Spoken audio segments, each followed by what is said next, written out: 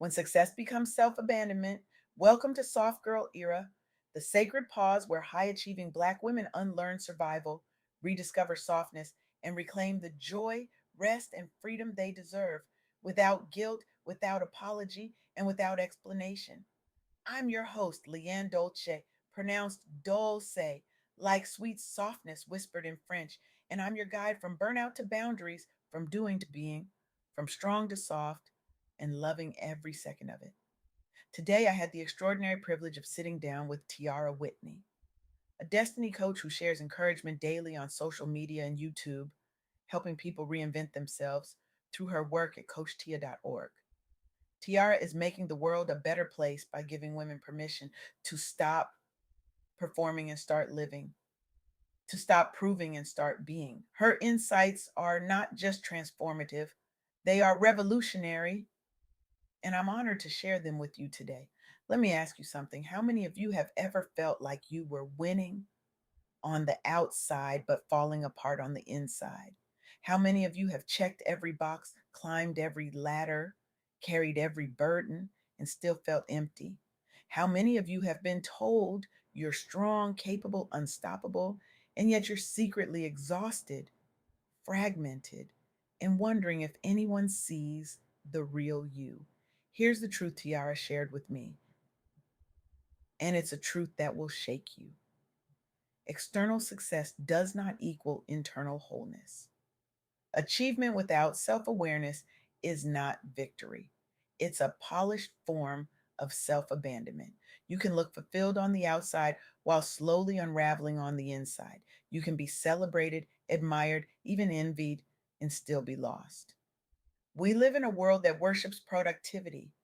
We celebrate the grind. We applaud the hustle. We honor the woman who does it all, who shows up for everyone, who never says no, who never breaks. But what we don't talk about is the cost.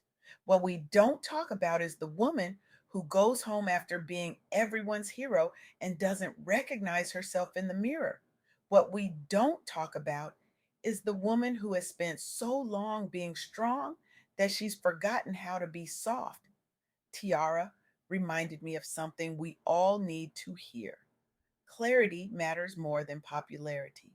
Being clear about who you are, what you need, and what you will no longer tolerate is more valuable than being liked, more powerful than being praised, more liberating than being perfect. But clarity without boundaries is just awareness without action. And that's where so many of us get stuck. Let me share the first lesson Tiara gave me, and it's one that will change everything if you let it. Your worth is not earned by performance. Read that again. Your worth is not earned by performance.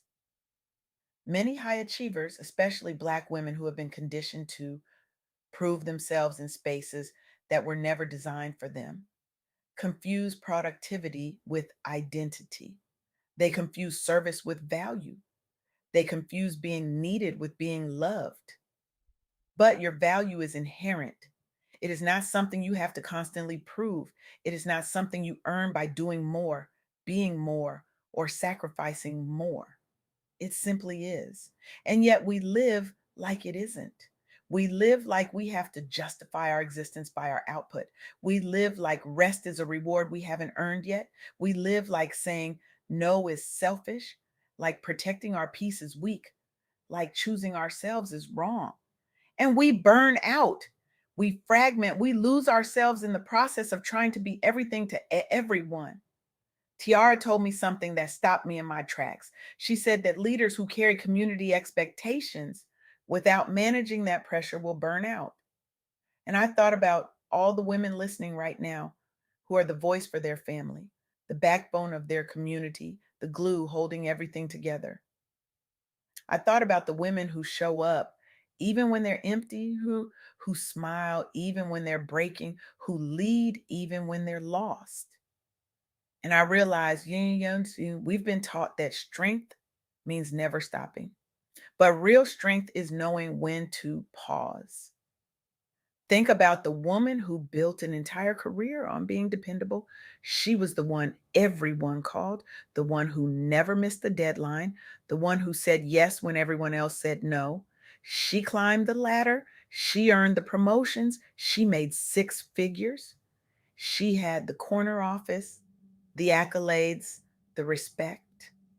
But she also had migraines that wouldn't stop, anxiety that kept her up at night, a body that was screaming for rest, and a soul that felt like it was drowning. She looked successful, but inside, she was collapsing. One day, she had to ask herself a question that terrified her. What if I stopped? What if I said no? What if I chose me? And when she finally did, when she finally set a boundary, when she finally protected her peace, she discovered something that changed her life. The people who truly loved her didn't leave. The opportunities that were meant for her didn't disappear. And the version of herself she had been abandoning, she came back, stronger, softer, whole. Here's the second lesson, and it's one that will save your life. Self awareness must be paired with boundaries. Knowing yourself is powerful, but without clear boundaries, your energy, time, and identity can still be consumed by everyone else's expectations. You can know you're tired and still say yes.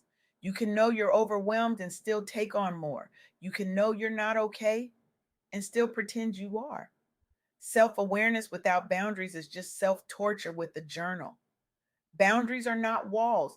They are not mean. They are not selfish. They are sacred. They are the way you protect your peace. They are the way you honor your truth.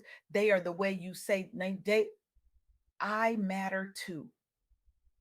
And if you've been taught that your needs don't matter, that your rest is optional, that your voice is too much, then boundaries will feel uncomfortable at first.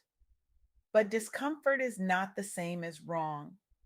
Sometimes the most loving thing you can do is disappoint someone who expected you to disappoint yourself. Tiarra shared with me that external validation can be costly when it replaces internal clarity and boundaries. And I felt that because how many of us have traded our peace for applause? How many of us have sacrificed our truth for approval? How many of us have abandoned ourselves to be accepted? And the tragedy is, even when we get the validation, it's never enough because we're trying to fill an internal void with external praise, and it doesn't work. It can't work because the validation we're really seeking can only come from within. I think about the woman who spent decades serving her community. She was in every meeting, she led every initiative, she was the face of every movement. People praised her, they thanked her, they told her she was a hero. But she was exhausted, she was running on empty, and when she finally admitted that she needed a break, people were upset. They questioned her commitment. They made her feel guilty, and she almost gave in. She almost kept going. But then she remembered something. Her worth was not tied to her service. Her value was not determined by how much she gave, and she chose herself. She set the boundary, she rested, and she healed. Now, here's the third lesson, and it's the one that will set you free. Healing starts when you stop living as a supporting character in your own life. When you reclaim authorship over your life, you move from exhaustion and fragmentation toward peace, clarity, and purpose. You stop asking for permission to exist. You stop waiting for someone to validate your worth. You stop shrinking to make others comfortable. You step into the fullness of who you are, unapologetically, boldly, softly. And that word softness is important because we've been taught that soft equals weak. We've been taught that vulnerability is dangerous. We've been taught that if we let our guard down, we'll be hurt, used, discarded. But softness is not weakness. Softness is a radical act of self love. Softness is the courage to be tender in a world that demands toughness. Softness is the strength to rest in a culture that glorifies exhaustion. Softness is the rebellion of choosing joy, peace, and wholeness over performance, productivity, and perfection. Tiara's work is rooted in helping people reinvent themselves, And that's what this soft girl era is all about. It's about reinvention.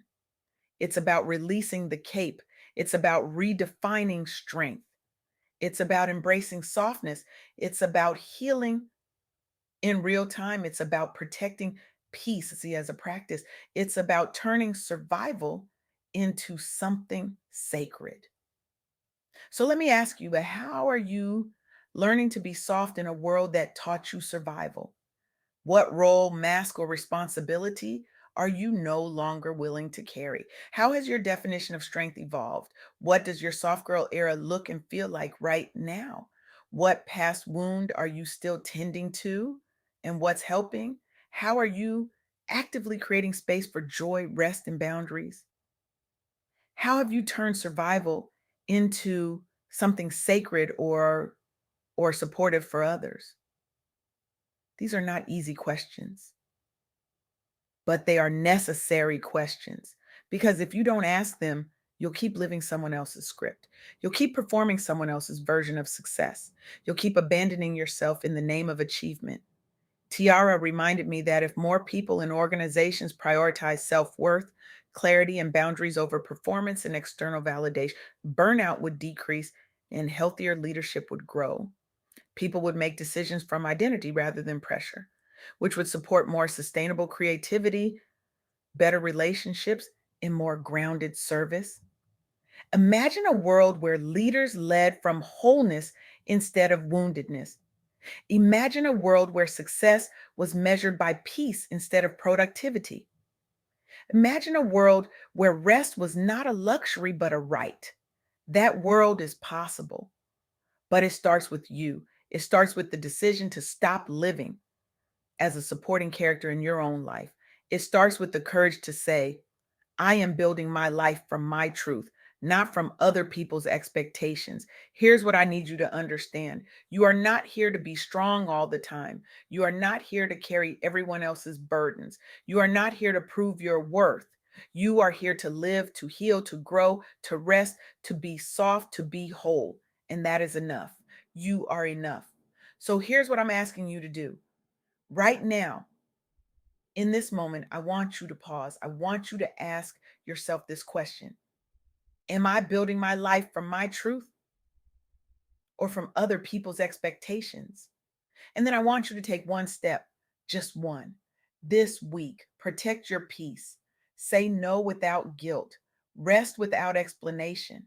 Set a boundary without apology. Redefine success on your own terms. Choose softness, choose healing, choose you, because the world doesn't need another version of you that's burned out, fragmented, and exhausted. The world needs the real you, the whole you, the soft you, the healed you, the free you. And that version of you is waiting. She's been waiting and she's ready. This is your invitation. This is your permission. This is your moment. Stop performing. Stop proving. Stop abandoning yourself for applause. Start living. Start being. Start choosing you. The question is not whether you deserve softness, you do. The question is not whether you're worthy of rest, you are. The question is, will you finally choose yourself? Will you finally step into your soft girl era? Will you finally reclaim your life? The world is waiting for the real you, and so is she. So, what are you going to do about it?